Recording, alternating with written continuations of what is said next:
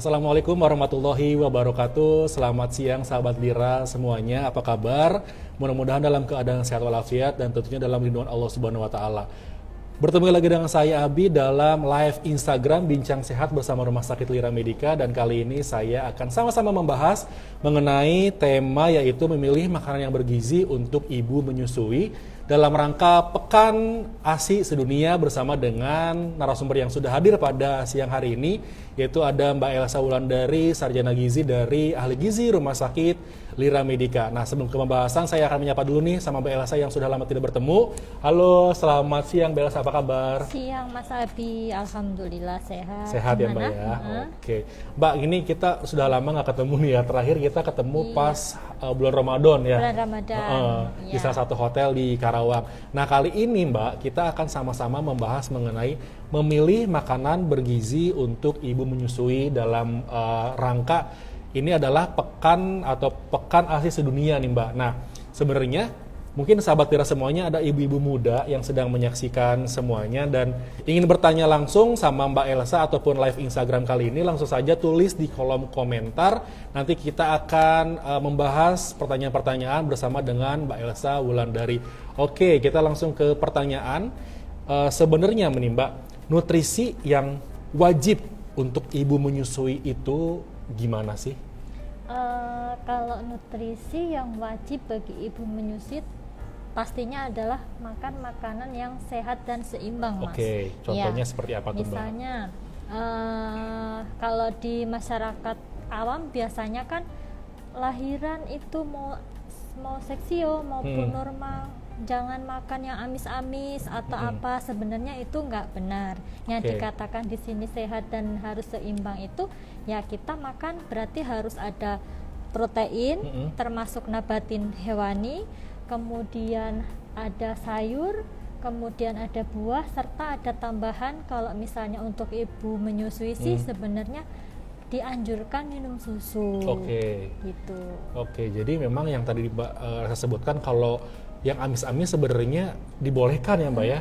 Kayak semacam daging, terus juga yang penting adalah ikan kayak gitu. Yang penting protein sama nabatinnya terjaga kayak gitu. Nah, Mbak Elsa, kalau kita berbicara mengenai berapa banyak sih sebenarnya gizi yang dibutuhkan ibu menyusui agar nantinya bisa mencukupi ASI dan nutrisi bayinya sendiri sih Mbak? Kita ambil usia, kalau untuk nilai kebutuhan kan kita per orang masing-masing kan berbeda. Tapi kita bicara sesuai dengan tabel pada umumnya itu kalau untuk usia 16 sampai dengan 20 itu kan 2000 kalori per hari. Nah, untuk ibu menyusui trimester pertama itu kan usia 0 sampai 7 bulan. Itu 0 sampai 6 bulan itu ditambah dengan 700 kalori. 700 kalori. Jadi kebutuhan 2000 ditambah dengan 700 kalori. Jadi sehari dia harus mengasup 2700 kalori. Jadi lebih banyak berarti ya lebih kalorinya. Banyak. Nanti untuk trimester 2 penambahan kalorinya berbeda. Jadi lebih sedikit 500 kalori dari kebutuhan berarti semakin awal. menambah trimester semakin sedikit. Iya. Supaya tidak terjadi biasanya kan kalau ibu menyusui kan aduh saya nanti gemuk. Nah, itu biasalah ya insecure kalau misalkan lagi hamil takut gemuk lah apa, padahal sebenarnya ya baik-baik aja segitu ya Mbak ya. Itu akan dikurangi secara bertahap. Makanya kenapa menambah trimester justru bukan malah bertambah tapi justru malah berkurang. Ini perlu diperhatikan juga nih sama sahabat Lira semuanya yang sedang mengandung, yang sedang menyusui ya Mbak ya. Nah Mbak, aku pernah baca nih, di dalam artikel kalau ada yang namanya konsep gizi seimbang untuk ibu menyusui. Nah, sebenarnya apa sih yang dimaksud dengan konsep gizi seimbang untuk ibu menyusui ini Mbak? Kalau konsep itu kan prinsip ya. Prinsipnya gizi seimbang itu adalah pertama, ibu itu kan ketika ibu menyusui dia harus makan tinggi kalori. Kemudian tinggi kalori berarti kan harus mengasup karbohidrat, ya makanan pokok.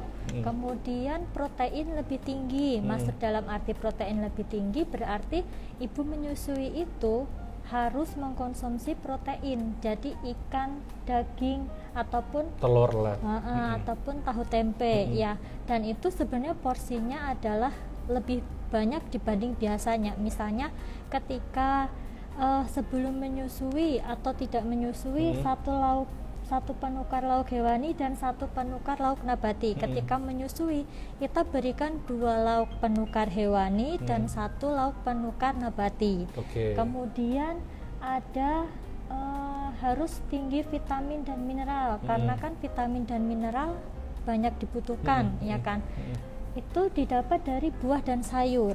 Nah, terus kemudian ada tambahan yang terakhir yang seimbang itu adalah susu. Terus sama cukup cairan. Nah, jadi banyak minum air putih, kemudian bisa ditambahkan dengan susu kalau ibunya mau, karena kan kalsium berkurang karena diasup sama si dede di ASI-nya. Nah, kemudian kalau misalnya si ibu nggak mau susu, kita tambahin di penukar kalorinya, di penukar karbohidrat dan proteinnya. Jadi memang penting ya Mbak ya, contoh misalkan kalau misalkan sebelum menyusui ya udah makan satu kali aja cukup lah untuk hewani kayak gitu ya. Nah kalau misalkan setelah menyusui itu perlu diperhatikan nih kayak gizinya harus imbang. Contohnya misalkan tadi yang Mbak sebutkan adalah proteinnya, terus mineralnya juga, terus juga susu, dan juga yang penting adalah perbanyak yang namanya cairan ataupun air mineral gitu ya Mbak ya. Nah Mbak, kita langsung ke pertanyaan sesuai dengan tema pada siang hari ini. Sebenarnya makanan yang baik untuk ibu menyusui ini apa sih Mbak? Makanan, kalau untuk makanan kita misalnya yang mengandung vitamin mineral, berarti semua jenis buah dan sayur. Ya, itu tanpa dibatasin. Jadi kalau orang menyusuin itu tidak ada pantangan kecuali dia alergi. Kemudian protein. Nah, ini yang masih sangat sering ditemukan pasien-pasien kami.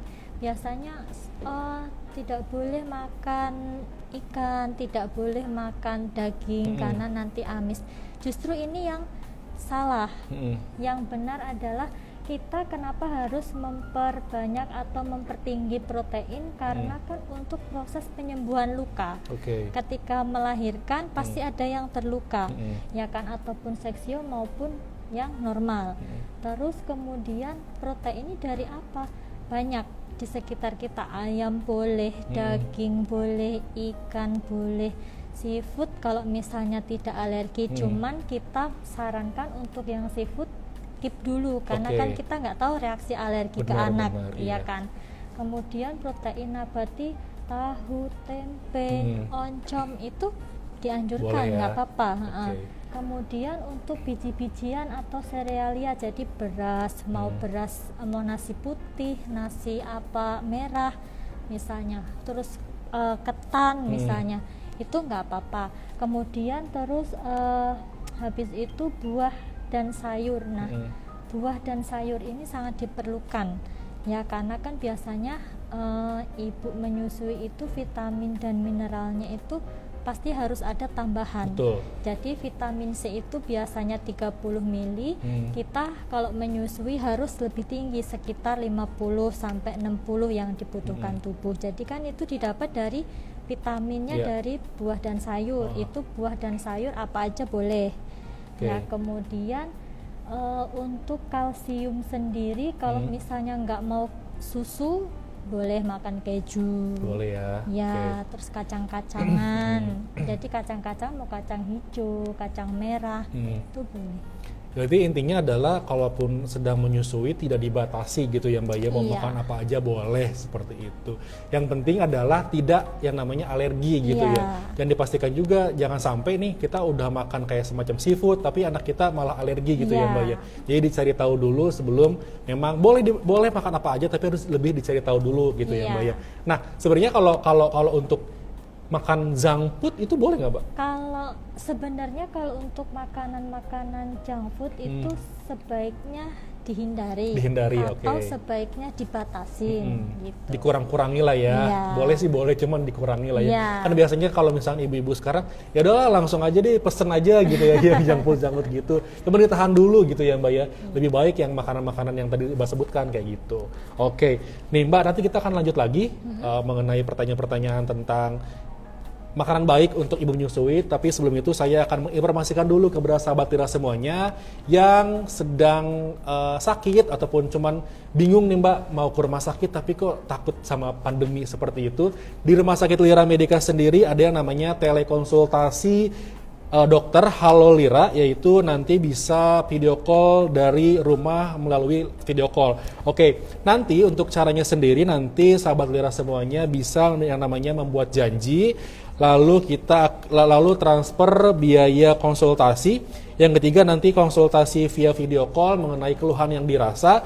Dan yang keempat nanti obatnya akan diantar ke rumah sahabat Lira semuanya yang sudah melakukan video call bersama dengan dokter dari Rumah Sakit Lira Medica. Nah, untuk informasinya langsung saja hubungin di 0267-845-2555 atau di 0898-845-2555. Atau bisa informasi lebih lanjutnya bisa disimak di postingan-postingan yang ada di Instagram Rumah Sakit Lira Medica. Oke, langsung kita akan lanjut mengenai pertanyaan yang tadi sebagian sudah dijawab sama Mbak Elsa mengenai cara memilih makanan yang bergizi untuk ibu menyusui. Nah Mbak, tadi kan sudah disebutkan bahwa makanan yang boleh gitu ya, maksudnya tidak dibatasi lah seperti itu. Nah sebenarnya tadi juga sempat dibahas mengenai sayuran-sayuran apa saja yang sebenarnya cocok aja sebenarnya gitu ya untuk sayurannya Mbak ya. Nah kalaupun kita berbicara mengenai dampak dari kekurangan gizi kepada ibu menyusui itu apa aja biasanya? Anemia. Oke. Terus kemudian kalau dia kekurangan gizi kita lihat dulu dia apa yang kurang. Misalnya di kalsiumnya, berarti kan dia nanti akan mengalami osteoporosis dini. Itu karena kan sering melahirkan, menyusui, kemudian kalsium tidak tercukupi. Kemudian ketika yang kekurangan gizi adalah mineral mikro Fe, dia akan anemia. Jadi kita lihat kekurangan gizinya sebelah mana, gitu sih. Oke. Nah, kalaupun kita berbicara mengenai masalah gizi yang sering terjadi kepada ibu menyusui, jika memang kekurangan gizi itu selain anemia itu ada lagi bagi ibu ya Mbak. Oke, itu iya. Bagi ibu. Kalau untuk anaknya nanti kan berarti kan kalau kekurangan gizi otomatis ASI yang dia produksi ini dia akan menghambat pertumbuhan dan perkembangan si bayi. Gitu. Nah, biasanya efeknya itu adalah dia peningkatan berat badan dan tinggi badannya itu adalah terganggu. Gitu. Jadi lebih ke pertumbuhan ya yang terganggu ya. Kalaupun memang nanti dari si ibunya sendiri ataupun si anaknya sendiri kekurangan gizi gitu ya Mbak ya. Nah, terakhir Mbak, tips dan trik ataupun saran untuk ibu menyusui nih Mbak untuk sahabat Tira semuanya. Kalau untuk saran dan tipsnya adalah ibu menyusui yang pertama adalah hilangkan pikiran untuk tidak boleh makan yang amis-amis atau tidak boleh makan buah misalnya. Enggak, itu sebenarnya adalah informasi yang kurang benar. Jadi untuk ibu menyusui itu anjuran makannya kalori tinggi, protein tinggi, vitamin dan mineralnya cukup, kemudian cairannya tinggi, kemudian bisa ditambahkan dengan susu. Terus kemudian ada yang misalnya bertanya, kalau daun katuk itu kan bisa nggak memperlancar ASI gitu kan? Iya. Daun katuk itu memang dia ada kandungan polifenolnya yang dia adalah sebagai prolaktin, ya kan. Tetapi itu bukan kunci, bukan kunci kualitas ASI itu baik. Jadi tetap harus makan makanan yang seimbang tadi.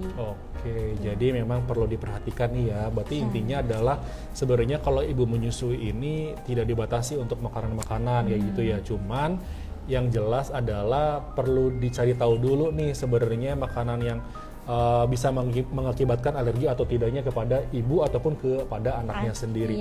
Oke, ada pertanyaan dari ini? Nggak ada ya? Oke, Mbak Elsa, terima kasih banyak atas waktunya untuk sudah mampir ke Bincang Sehat live Instagram bersama Rumah Sakit Lira Medica. Sehat-sehat terus. Nanti kita bertemu lagi di mungkin episode-episode lainnya Mbak ya. Oke, sahabat Tira semuanya, itu tadi pembahasan mengenai memberi ataupun memilih makanan bergizi untuk ibu menyusui dalam rangka untuk Pekan ASI Sedunia.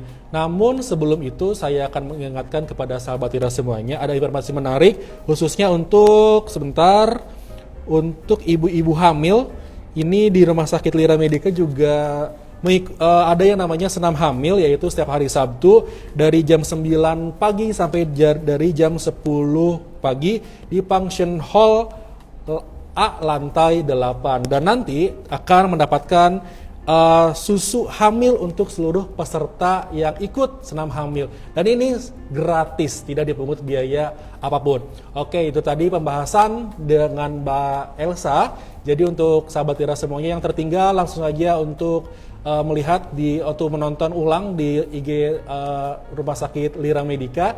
Jadi jangan lupa like, share, dan juga komen di kolom komentar. Sampai jumpa di Bincang Sehat selanjutnya. Saya Abi beserta Mbak Elsa pamit undur diri.